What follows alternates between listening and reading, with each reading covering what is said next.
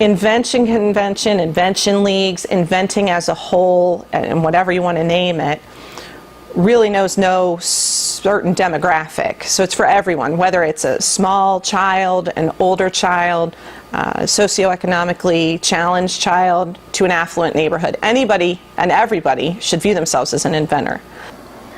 I never thought about being an inventor before I joined it because I honestly had no clue, because I just didn't think it would be like a real career, but it actually is now that I got farther into it, and there's a lot of different career choices you can use going off of it. When you put these types of opportunities in front of kids of all demographics, they start to look at themselves differently. And when they start to look at themselves differently, that's when things really start to change, not only for them, but for their neighborhoods and the community at large. A lot of kids are from like the same kind of area that I am, just a small town, and they just have a small school that goes through the program. But as soon as you go from that small area and you go to something like nationals, where it's DC, where thousands, hundreds of thousands of people live, it just opens up a whole new world. We have 41% of our students here receive free or reduced lunch. So that the demographic here has changed a tremendous amount in the 22 years that I've worked here. And we see that, and we see kids starting at times to feel the weight of, I'm never going to get out of this neighborhood. And as educators, and of course, as you know, you try to separate your momhood from your teacherhood, but they mesh together. You're trying to get kids to see there's a big world out there, and there's people who want to help you. And when they get involved in a program like this, they start to network with people outside of this insulated community. It's a great place to be, but it's very homogeneous in its demographic and its cultural opportunities. When they get involved with this, people want to help kids succeed. And so then they're seeing other people and other opportunities. They're not aware of the jobs that are even out there. Well, I was actually approached by someone when I did a presentation for the Columbus Foundation, and they showed me industrial design, which is just designing new inventions. A professor was telling us about it, and Riley said, "Who knew that was a job?" That's what we need to continue to do for our nation's children, is expose them to the possibility, the what if. What do you want to do? And inventing is a way to get you there. That problem solving, grit, of really grabbing something and loving it. The future is limitless when they buy into it.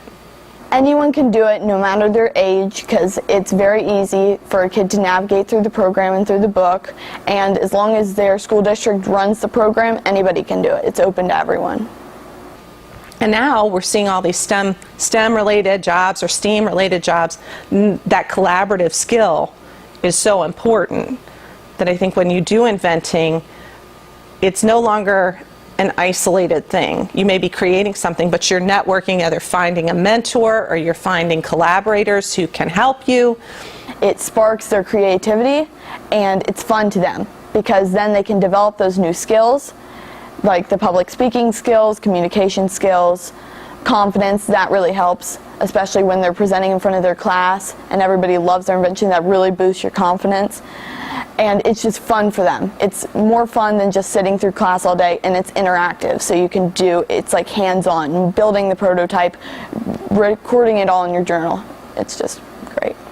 And so I think when you start doing these types of projects, kids see themselves as different types of learners. They see to build on the strengths they possess and kind of downplay or learn to compensate for their weaknesses. And I think in a workforce, as we move forward as a country, that's all we can look for. People who find their strengths and play them up to contribute to collaborative learning. It shows the freedom of getting to choose whatever you want, and that leads to showing how good at they are at different things. You can be great at presenting things, you can be great at your communication skills, you can be great at just solving problems in general, like being a critical thinker, and you don't even know it yet. So as you go through the program, you start to learn that. When you look at inventing as a teacher, it's building a whole well-rounded student who can identify questions, brainstorm, power through failure. These are life skills more than just academic skills. I think that kids make better inventors because they're a lot more creative than adults.